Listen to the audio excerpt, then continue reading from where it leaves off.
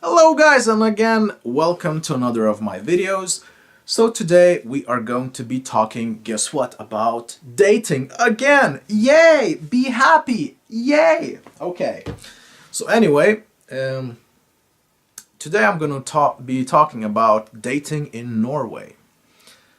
Now, I will just mention a few things. In 2004, me, my mom, and my sister, we moved to Norway, and I was living there from, like I said, 2004 until 2009, and then I came back to Lithuania to study, and then I went back to Norway to work, so I was living a good part of my time in Norway.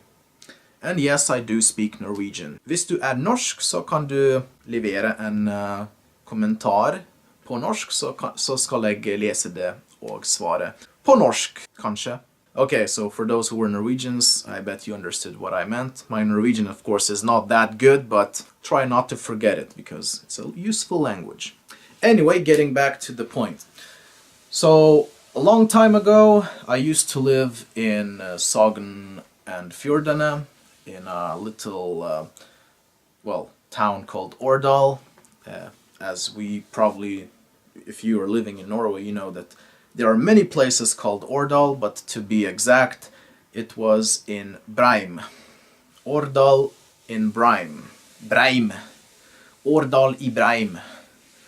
And that was basically a little town in between a mountainous area, southwest Norway. What is it that you get there? Well, you get a lot of fresh air, you see a lot of sheep, you smell a lot of poo, because they use poo to fertilize the land. You see a lot of cows, sometimes pigs. You see a lot of mountains, of course, it's Norway. But what you don't see is a lot of girls in your own age and a lot of beautiful women. Most of the time you see old people. That's because a lot of young people move to either Bergen, Stavanger, perhaps Trondheim, definitely Oslo, I don't know. But for my part, I was living a lot of my childhood in Breim, then some of my childhood when I was going to a vocational school that was in Vassenden in Jolster, and basically the only time where I had the chance to actually, talk and communicate with the girls of my own age was actually that time when I went to videregående, or the vocational school. So my major was art, and yeah, so basically I had the chance to, communicate to girls of my age. So I tried the same thing, Tinder. I don't want to lie, but perhaps I didn't use Tinder after all. I did use Tinder, but a bit later on.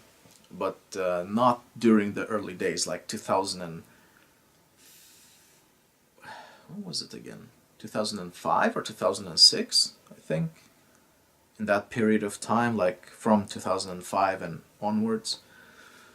Anyway, again, internet dating, I remember I tried to find some sites where I could meet people, and I found some sites.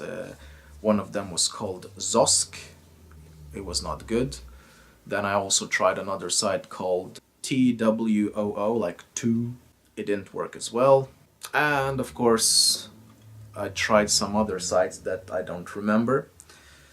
And I encountered exactly the same thing as I did in the UK, which was there were not enough women, or there were not enough women of my age, because at that time, so now I'm like 30 years old. In 2006, that's like what, 13 years ago, I was like, what, 17 years old. So of course I would not talk to MILFs, or like older women. I would like to talk to girls of my own age, like up to 18, 19 years old, or like from 16 to 19 years old.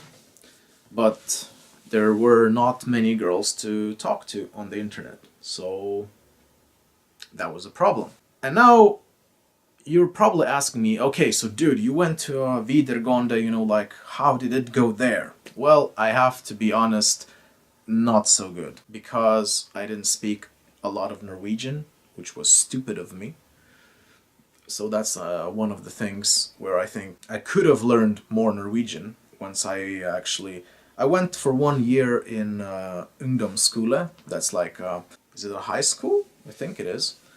So I went to ungdomsskole and I learned some Norwegian there, but not enough. And of course, I could have learned more, but I was very stubborn and I didn't.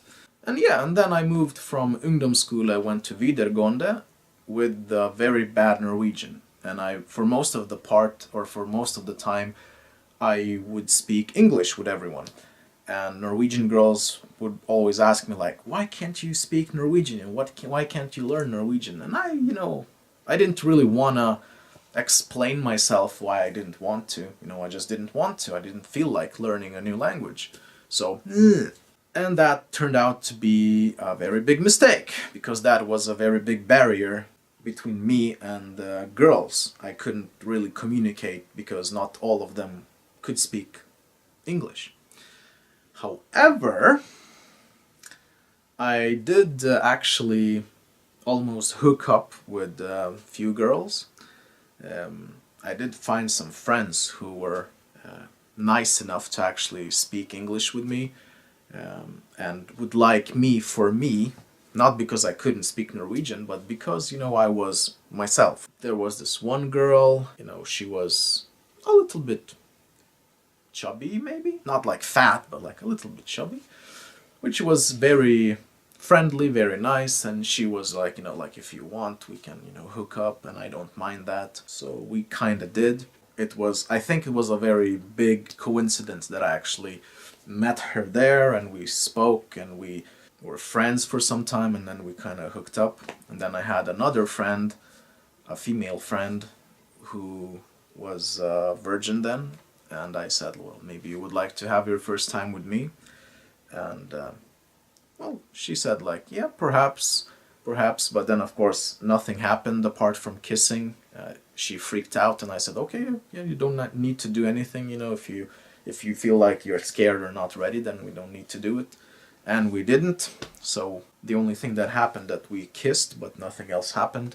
And then, once my Videregående years have gone by, that was the only time where I had a direct face-to-face conversation. That's why I could meet, talk, and do things with Norwegian girls.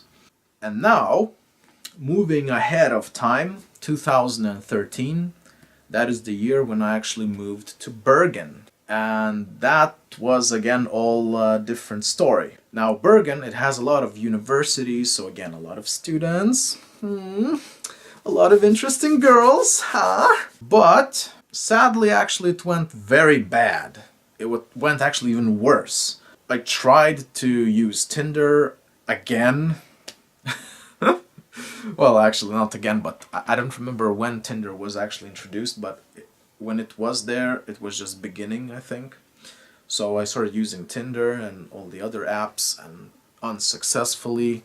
And I didn't have any other opportunities to meet girls, because all I did was, basically go from home to work, home. So I didn't really have any friends in Bergen.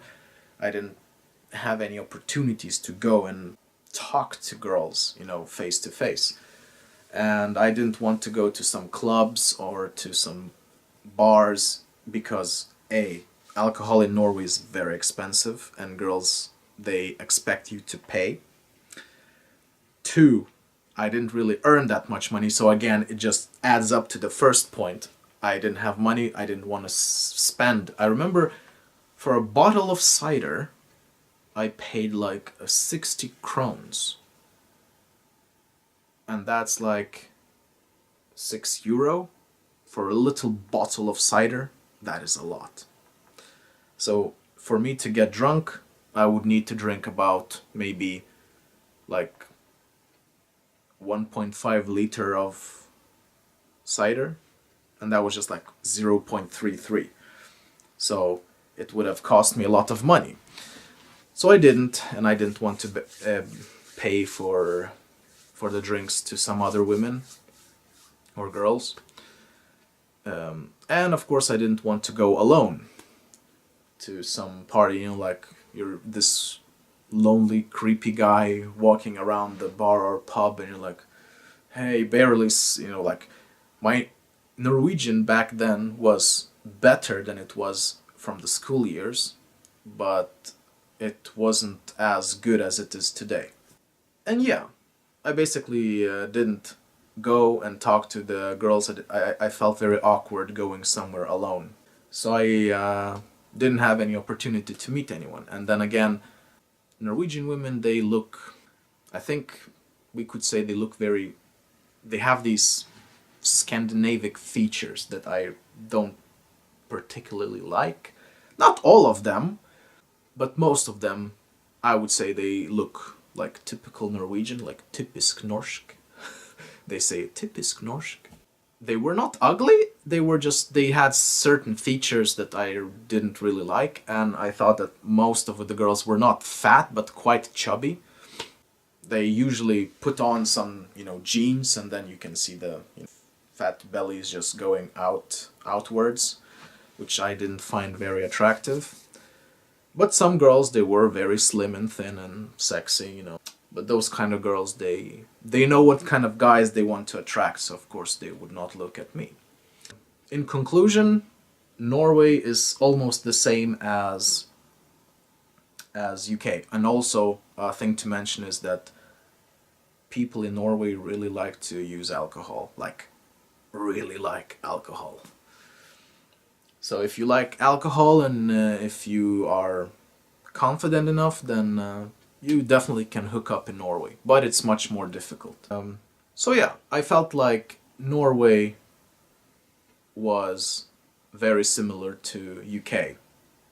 If you want to meet people, you have to be outgoing person, you have to be confident, brave, and definitely the apps will not help you. So you see someone you like, you go, you talk, and that's the way you meet, and hopefully you hook up somehow.